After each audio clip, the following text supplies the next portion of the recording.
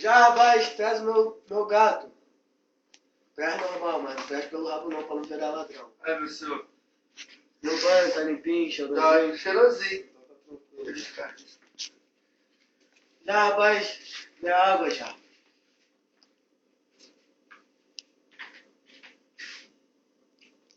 É com gás ou sem gás já? É sem gás que você não gosta.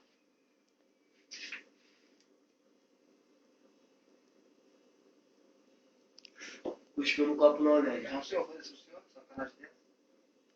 A água tá esfriando. Já, rapaz, a lanterna já. Tira meu óculos já. Vê se tem alguma coisa no meu olho. Tá incomodando minha vista. Tá no olho já, rapaz. Não é no nariz não já. No palco não. Desculpa, meu senhor. Não tem nada não. Tá bom. Já, rapaz. Traz da minha melhor bebida. Absolute. Já.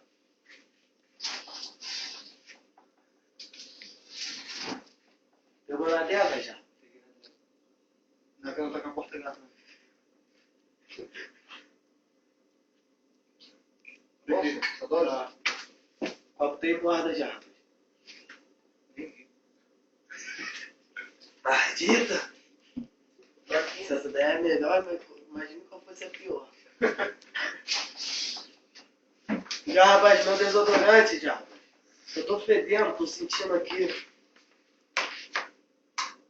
Ó! Tá gelado já. Ó! Tá bom já. Já, rapaz. Gostou, senhor? Escovou o dente de hoje? Meu dente? É. Não, senhor. Pô, por isso tá com esse bafo. Vai escovar os dentes já. Desculpa, sim, senhor. Desculpa, senhor. Já, rapaz.